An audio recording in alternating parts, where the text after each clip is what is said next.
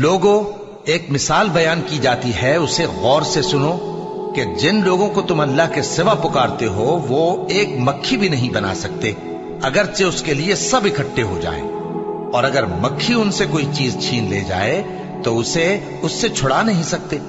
طالب اور مطلوب یعنی عابد اور معبود دونوں گئے گزرے ہیں۔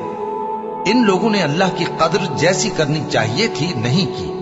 کچھ شک نہیں کہ اللہ زبردست ہے، غالب ہے۔ اللہ فرشتوں میں سے پیغام پہنچانے والے منتخب کر لیتا ہے اور انسانوں میں سے بھی۔